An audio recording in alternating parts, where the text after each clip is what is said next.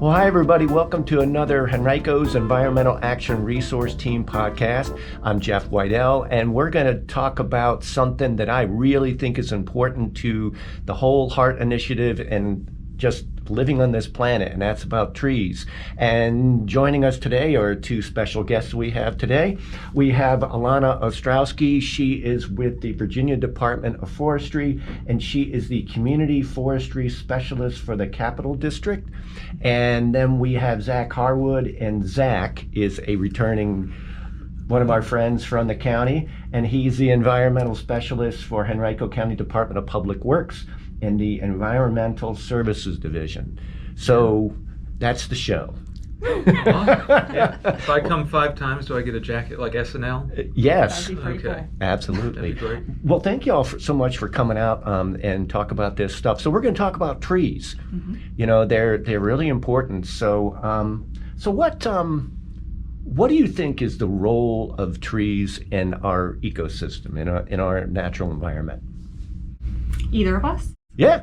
I think that trees do a lot for our natural environment and for us, but in the natural world, they provide oxygen for us, they provide wildlife habitat, they provide stabilization for soils. Mm-hmm. Zach, is there anything else you would like to? Yeah, the stormwater management, they help to slow down and retain water in the environment. They don't just retain soils, they also create soils as well. So yeah, wildlife habitat, also wildlife, food. Right. So, they produce flowers, nuts, branches, so all sorts of materials, both, for animals to live in, animals to feed on, the natural resources that the whole planet relies on, like, clean water and soil. They're really integral in pretty much every ecosystem where they're found. Right. And so jumping into the next part of it is human beings. Yeah. What do we what should we be very thankful that these trees are around? What do they do to help us out? Well, I mean, aside from cleaning the air for us and providing us with oxygen, there are more material things that we can think of for trees. Obviously, they provide us lumber. They provide us materials for creating energy. They provide a sense of shade, some relief from the heat during the summer. Right. I mean, they provide so much. Right. Yeah, there's pretty much a gigantic list of ecosystem services that trees provide. And ecosystem services are basically, if you took away all the trees, for example, Right. and tried to get all the benefits that they provide with, traditional gray infrastructure, like replace the cooling benefits of trees with air conditioning, how much would that cost? Mm-hmm. Replace the stormwater management benefits of trees with stormwater management facilities, how much would that cost? And so on and so on. And it would be, we're saving billions of dollars annually just from our tree canopy, which is just doing its thing out there. Right. Whether we support it or not, it's going to be there. Right. So one of the big things that I've heard that trees do is they affect the quality of our air. Can you, one or two of y'all, or both, kind of explain the whole cycle of us needing oxygen and then we breathe out carbon dioxide, and how does that work with trees? How does that make that happen? Yeah, so tree respiration is pretty much the opposite, or all plant respiration is pretty much the opposite of animal respiration, where we take in oxygen and breathe out carbon dioxide. They take in carbon dioxide and release oxygen. Right. So just in that, they help stabilize the whole biosphere. Anything to add to that? No, I think we've all heard of the term carbon sequestration. So trees are a great source of that. Of course, you can think of other natural resources that do that, like our oceans also hold carbon. But trees are a massive, essentially a carbon sink for us. Right. So carbon sequestration, explain a little bit more about that. Why is that important? Well, I think we've all heard about global warming at this point. So by having trees that hold on to this carbon, we're reducing the amount of greenhouse gases that are going out into the atmosphere. So whenever areas are completely cleared of trees or a tree dies, that's releasing more carbon back into our environment, which is ultimately going to result in more warming. Right.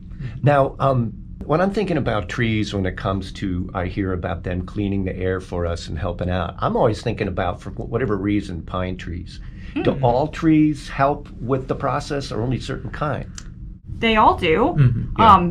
It's interesting to me that you said pine trees, because actually I think that broadleaf trees generally have a greater impact on cleaning our air than trees that hold needles. Really? Huh. And of course, like, the ability for a tree to clean the air is also dependent on other factors like tree species and tree age.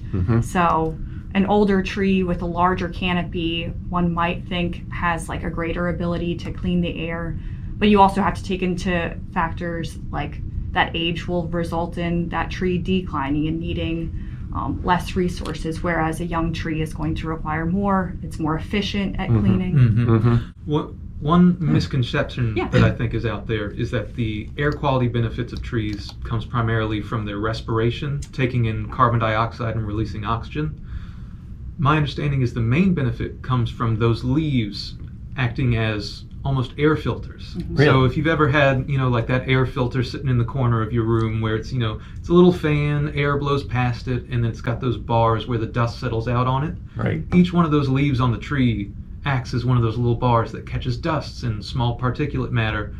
And then, it settles on those leaves, and then the rain washes it off, and then you've got clear and clean filters again. Wow. That's cool. So I think that is why you're saying the pine trees may not be as helpful. Also, Right. pine trees release a tremendous amount of pollen, which, as someone who is allergic to pine trees, they decrease my air quality personally, Right. at least at a certain time of year. Right. Another thing I wanted to look into is a little controversial, but as far as human beings being in a natural environment where we need supplies to build homes, we need to be able to, or we see a need to have more construction and development, and there's a lot of positives to that, is looking into the whole idea, I guess, really of forest management. Because I've heard people talk about, is it good, is it not good to do a clear cut of an area and then reforest? Talk a little bit about that, because that's a lot of what you're into, is educating people. Yeah, so I definitely run into situations where people have these misconceptions about forest management. There are a few things that I would like to point out here, especially in old growth forests or in a lot of the forests that we see here in Eastern Virginia, Central and Eastern Virginia. We have a lot of what we call like pine monocultures. So once they reach a certain age, they become very susceptible to pest and disease. We know that we need these materials anyway, so in those cases, doing a clear cut and replanting that forest reduces the risk of having disease and basically having wood that is not good for any use. It's not going to be good for animals, it's not going to be good for human use. But also we have so many species in the state that also require that young growth forest.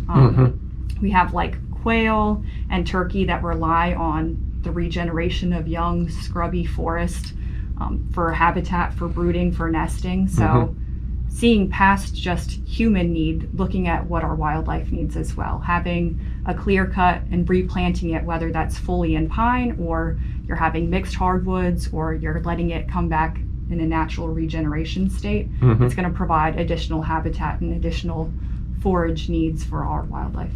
All right. And when you, I guess maybe a way that I'm looking at it too is that we are cohabitating. Absolutely. We're cohabitating with the natural environment. So as that moves along through time, nature and human beings kind of work together, or at least we try to. And that's part of the positives, is that, we, like it or not, we have modified the environment of certain species of animals. So they rely on us to continue that, adaptation. Absolutely.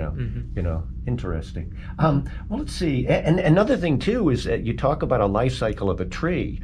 I didn't realize that. If you have a forest and whatnot, a tree gets old, it rots, it dies. But in this world, that we're in now, we had to kind of look at that and consider whether or not, in public areas and things like that, whether or not it's a good thing to have. All right, well, let's see. One of the things, too, that I wanted to get into is talking about what I've heard, heat islands. And I know that's a big subject, but Zach, what are islands, and why should we be monitoring and looking at that kind of thing? So urban heat islands, there's a phenomenon called the urban heat island effect, where essentially if there's a low percentage of tree cover Right. and a high percentage of impervious surface, so impervious surfaces, think roads, roofs, blacktop, concrete, things that don't allow water to penetrate. Those two factors lead to higher air temperatures than the average of the region. So areas like this, think West Broad Street, think the area, Laburnum near the Raceway, think near the airport, where there's wide roads, a lot of parking lots, and few trees. And this leads to higher temperatures, which, it poses a risk to human health, and Right. it also lowers quality of life on the day-to-day. And that's also, you mentioned too, one of the benefits of having trees in the area is that we have physical and mental health benefits. Absolutely. Yeah, so the availability of green space and the access to green space and the availability and access to trees is associated with things like lower blood pressure, better, less anxiety, less depression. Just take, for example, if you had diabetes. Managing high blood sugar, one way to do that is to go for a walk. Right. And if you can't, let's say it's, mid-July and you want to go for a walk after a meal to lower your blood sugar, and, it's 100 degrees out and there's no shade and there's no trees, Right. there's no parks nearby, then, you're just going to have to take insulin to manage it or you would need to take a higher dose of insulin than you might otherwise have to. Right. So that's just one example of how access to green space can help improve your physical health. And there's just countless other examples. Right. So when we start looking at areas of mapping tree canopy in the county, we start looking at some of this heat island effect. We can take that information and do what with it? Yeah, we have a lot of programs that are run through the Department of Forestry that offer grant funding to put trees in the ground. Right. So when we find neighborhoods or areas within the county that appear to have a greater risk for a heat island effect, typically it would be a locality or a nonprofit that comes to us with a plan that they want to put trees in the ground to mitigate that effect. Right. Yeah, and so by putting trees in the ground and allowing them to grow up, you increase that urban tree canopy and reduce that heat island effect. So Right. beyond just like the human health factors, you're also helping out the water quality and that stormwater management that Zach was talking about earlier. Right. Now we were, you had mentioned that people are starting to embrace the fact that we're having a not so positive effect on the environment. And Zach, you had mentioned something about the difference between climate mitigation and climate adaptation. Yeah. Is that where we kind of look at that situation? Yeah, so What are they, and if you're a locality like Henrico, Yeah. and climate change is a growing threat, how do you respond to it? Yeah. And there's two types of initiatives or projects that you can implement to respond to that, and they're climate mitigation projects and climate adaptation projects. So mitigation is trying to mitigate climate change itself. So sequester carbon, Right. like we're doing with tree plantings, or limit emissions, like at the water reclamation facility or at our landfills, where we capture or burn off methane before it's released into the atmosphere. So that's mitigation, reducing the amount of carbon going into the atmosphere or removing carbon from the atmosphere. Adaptation is going to have a much greater impact on the quality of life in Henrico itself than any mitigation project could, because it helps the county adapt to the realities of climate change. So adaptation is adapting to what we know is coming with climate change. So adapting to flooding, adapting to heat, adapting to lower air quality, adapting to biodiversity loss. So those projects, bringing it back to trees are both mitigation and adaptation, Yeah. which is why they're so beneficial, because they sequester carbon. Right. And that's great. But the real benefit to the county is the adaptation benefits, the climate adaptation, where it will help address the urban heat island effect, reduce stormwater runoff, and help filter stormwater runoff from the increased rain intensity that we expect in the coming decades, Right. and so on and so on. Right. So it's not that I want to place the word easy on it, but the good thing, as you had mentioned with trees, there's ways that you can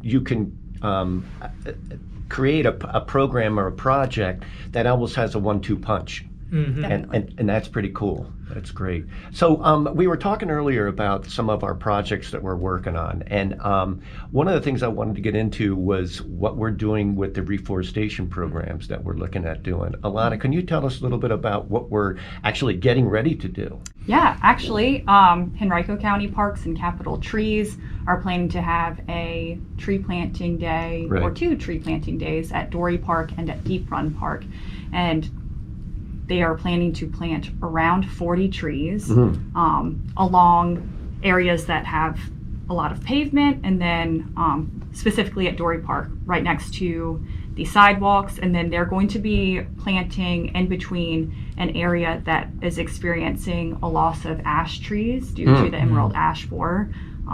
Eventually those trees are going to have to come down. So they're trying to be proactive and put in trees that can start to grow up and take that role on. Right. And then at Deep Run Park, they are taking a more, I guess, like stormwater approach to that, because there's an area near the pump tracks that I think has a lot of issues with like flooding. It gets very wet over there. So they're putting in trees over there to absorb some of that standing water. Right. And offer more shade along those paths as well. Right, that's cool. So these, what kind of species are being put in? Native, non-native? We definitely recommend native trees. Right. There are definitely circumstances where you can put in a non-native tree, but since we have the ability to put in native trees that are already well equipped to be in that environment, Here you go. putting a lot of species in our recommended list that already exist within those parks, but will offer some biodiversity. Yes, that is where I want to go to. Oh, yeah. Why biodiversity? Well, we were talking about the pine monoculture issue, but this can happen really with any area that experiences a lot of the same species in one given area. Right. If you have trees that are susceptible to a specific pest or pathogen all in one area, then you open them up to a greater risk of having an infestation. So the emerald ash borer is actually a really great example, because that was experienced at Dory Park. There was a clump of ash trees that got infested by the emerald ash borer, and now they are all dead or dying. Wow. And so to try to avoid that issue, if you plant a bunch of different species of trees that are native to the area that wildlife are used to, they'll use for habitat, they'll use for food, that is well adapted to the environment already, you're offering shade, you're offering all of those environmental services, but you're reducing the risk for any sort of pest or pathogen infestation. Wow. The term that's used a lot in adaptation projects like this is resilience. Right. So the more biodiverse a tree canopy is, the more resilient it is, because the threat could be disease like the emerald ash borer, which, you know, new pests like that will become more and more common as climate changes. But it could just be extreme heat. Some trees are more tolerant to extreme heat or drought or flooding. Right. So the more diverse of a tree canopy you have, the more resilient it is to withstand shocks and stresses going into the future. Right, and I think that the projects that we look to continue to do are ones that we have to be smart about it. We have to be committed to doing things that are going to help the environment as much as we can, and not just put a Band-Aid on something and next thing you know it doesn't work. Yeah. You know, so I think that's important. So what else? We've gone over a lot of good stuff. What else did y'all want to talk about? Trees. Well, I just want to circle back to that last point that you were making about the plans that are going on. I think the great thing that I've noticed with a lot of the projects that have happened in Henrico so far is that a lot of these plantings do incorporate many different species, but also take into consideration that resilience factor. So we're thinking about what trees can deal with, like road salts or with drought conditions or with flooding conditions, but we're also taking into consideration that our hardiness zones are moving. So we can put in species that have previously thrived a little bit further south because we're starting to get warmer here. Yes. And that's an important consideration to take in. Yeah. If you look at the climate projections for Richmond and Henrico over the next, towards the end of the 21st century, I mean, the climate will be different. Yeah. And the trees we plant today will hopefully, at least some of them, be alive well through this century and some even into the 22nd century. So when you're planting a tree canopy today, you can't just think, well, what were things like in the 90s? What are things like now? You got to be thinking about the 2090s. Yeah. Because that's when these trees will be alive. Those are conditions that these trees will experience. And if you're not factoring in the fact that temperatures are going to be higher, rainfall is going to be different, I mean, then you're failing to consider, reality. Right. Well, very good. Well, this is a H.E.A.R.T podcast, and as I mentioned before in some of our other ones, the people that are only listening, our friend Stuart the Turtle is on the table here, and once again, he's our mascot, his motto is to choose to reuse and to help us to be good stewards of the environment. And if anybody wants some more information about what the H.E.A.R.T Committee is up to and what the county's doing for sustainability, you can go to our website, and it's henrico.us/H.E.A.R.T. And once again, I really appreciate y'all coming out today, and we hope to have more people come out to volunteer at our planting events. And that's all I got. We'll see y'all. Thank you. Thank you. All right.